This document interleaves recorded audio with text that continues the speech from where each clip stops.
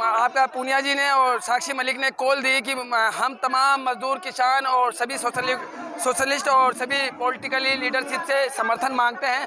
तो मैं गरीब, मैं भी इनकी सरजमी पे यानी हरियाणा में ही रेडी लगाता हूँ, हरियाणा और दिल्ली के बॉर्डर पे।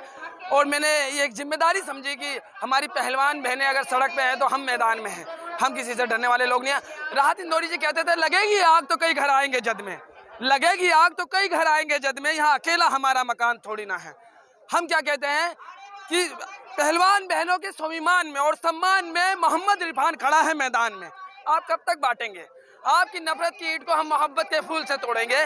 देखिए, इस बात को समझने की जरूरत है, इस देश में सरकार द्वारा जब भी सरकार के खिलाफ जो भी आवाज उठाता है तो सरकार कह देती है अम्बेडकरवादी है, कम्युनिस्ट है, सोशलिस्ट है, इस्लामिस्ट है। लेकिन एक बात याद रखना, ये देश हिंदुस्तान है और जब ये बेटियां खेल रही थी तो हरियाणा और पंजाब और बिहार के लिए नहीं खेल रही थी, ये बेटियां हिंदू या मुसलमान के लिए नहीं खेल रही थी। आरोप तो यही लग रहा है ना कि ये एक ही मैं बता रहा हूँ, तो इसी पे मैं बता रहा हूँ, जब सरकार कहती है एक राज्य और एक जाति से है, तो ये 130 करोड़ भारतीयों के लिए विश्व के पटल पे अपना नाम रोशन करा रही थी, देश का नाम रोशन करा रही थी। तो हिंदू और मुसलमान के लिए तो नहीं खेल रही थी ना भाई। और ये खुशियां देते हैं खिलाड़ी, तो हम इनकी आंखों में कैसे गम देख लेंगे? अरे ये हमारी बहनें हैं। और आपके माध्यम से आपके सभी श्रोता और दर्शकों को कहता हूँ, घर में से ही कमेंट करके इनके आंदोलन को बुलंद कीजिए, डरने की जरूरत नहीं है भाई। शहीद भगत सिंह कहते हैं कि अब जिंदगी अपने कांधों पे जी जाती है, दूसरे के कांधों पे तो जनाजे उठाया करते हैं। राजनीति हो रही है, राजनीति कर रही, आरोप लग रहा है, यौन शोषण के नाम पे राजनीति का आरोप लग रहा है।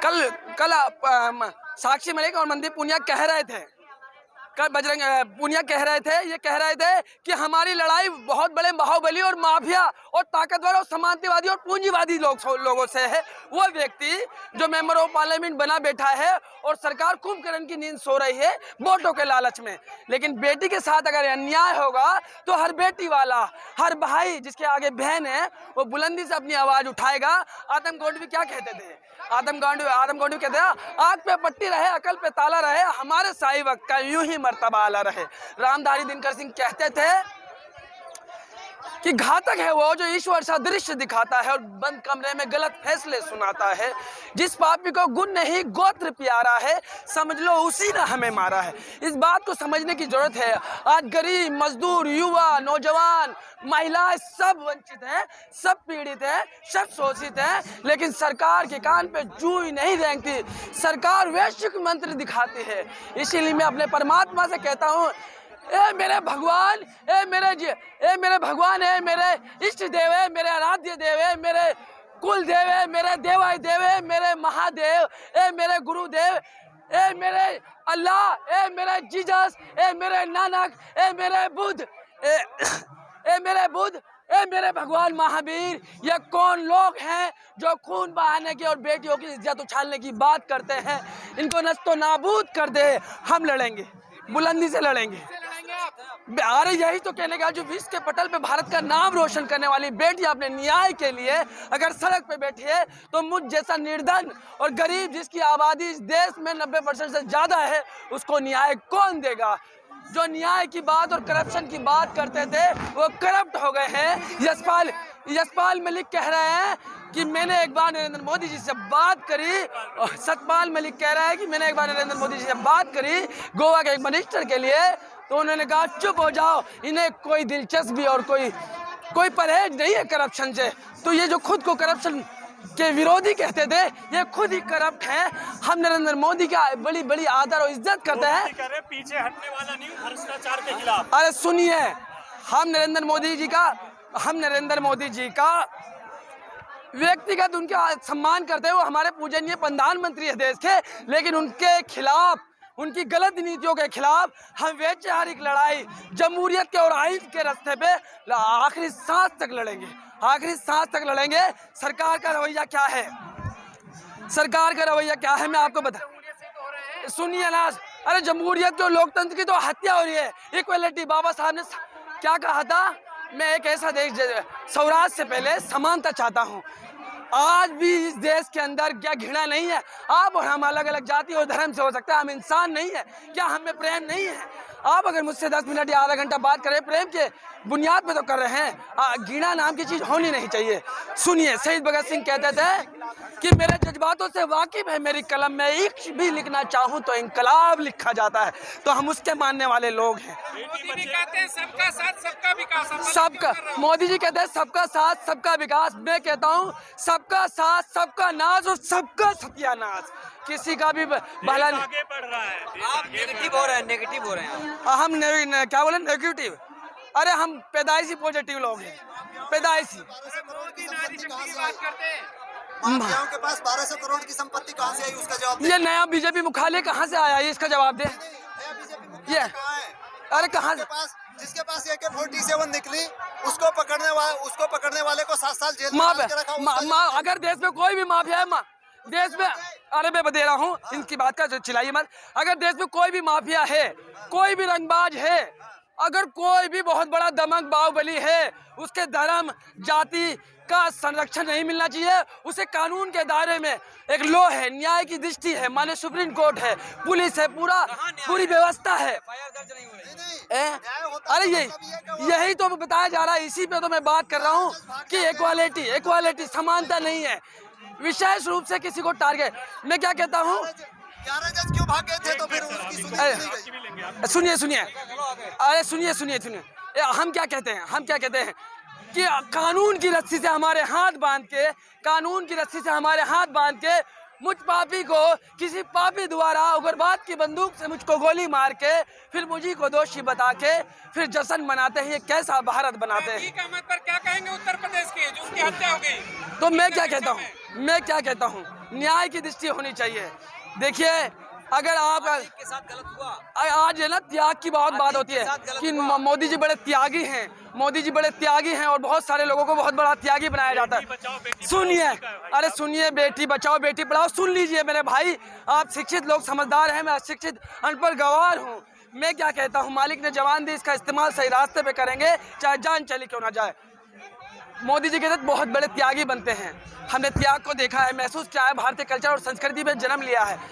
अगर किसी जैन मुनि या साध्वी के चरणों में चले जाए ना पूरी भारतीय जनता पार्टी, तो उन्हें पता चलेगा त्याग क्या है। 1 रुपया उनकी जेब में नहीं, भगवान महावीर के चरणों में जितना बड़ा त्याग।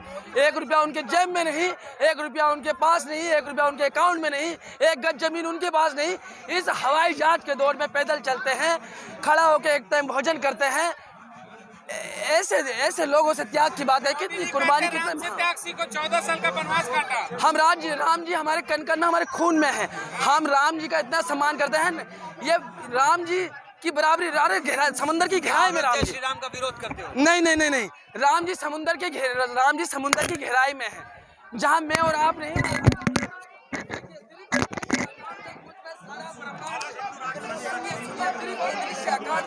सारा ब्रह्मांड देख, चर जीव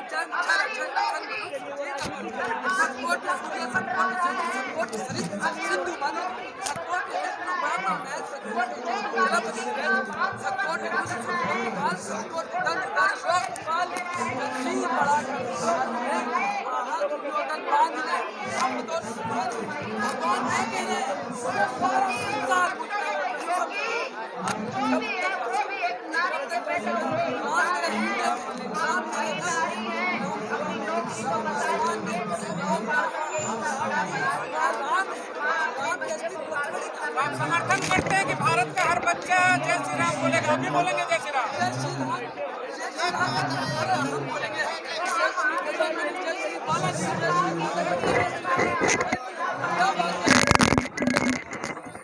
विरोधी हैं, पता नहीं कितने नाम गिना दूं बीजेपी के,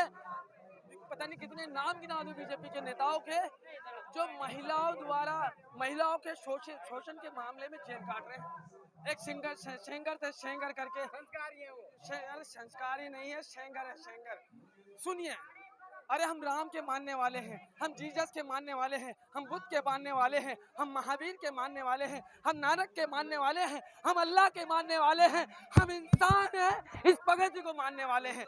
मेरा नाम, आप सुनिए, आपने हिंदू राष्ट्र पे बात करी, सुनिए, हम आपने हिंदू राष्ट्र पे बात करी, एक पत्रकार ने सवाल लिया, उसका जवाब दिया।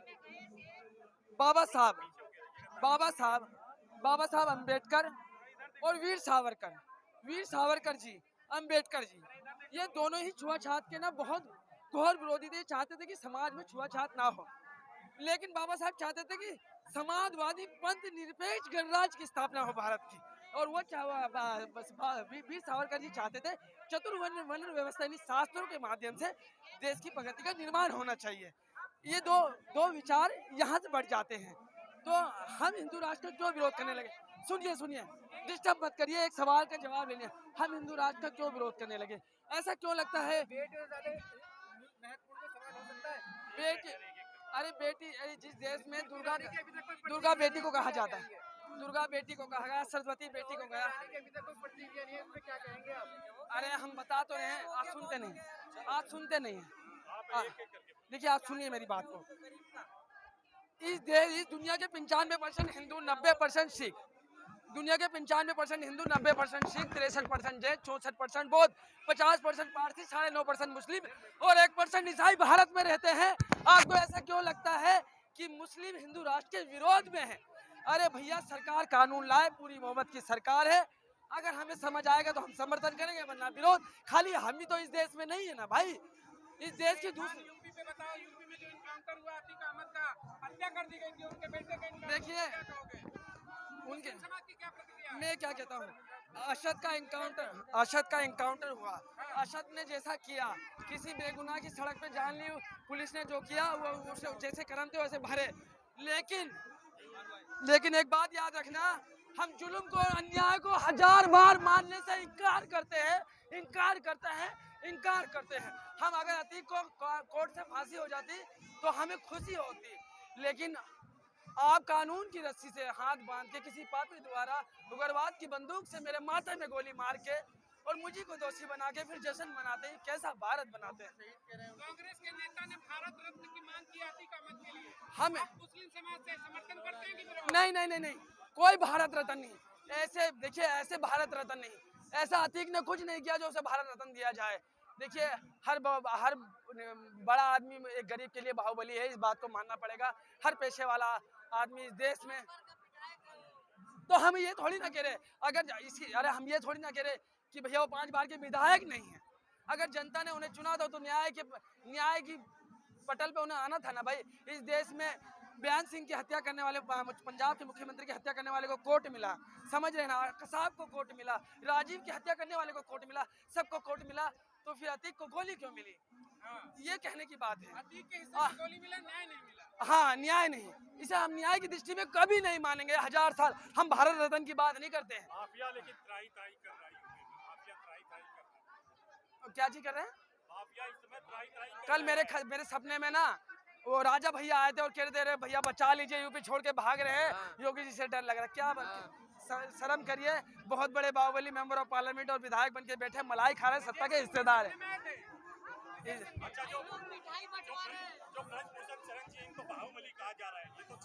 हम थोड़ी ना कह रहे हैं भैया, इस देश का नामचीन व्यक्ति जिसके पटल पे जिसने भारत का नाम रोशन किया, वो कह रहा है एक माफिया और बाहुबली और दबंग और समानतावादी व्यक्ति हमें दबाने की कोशिश कर रहा है। स्मृति ईरानी को क्या कहेंगे? स्मृति ईरानी नहीं दिख रही है।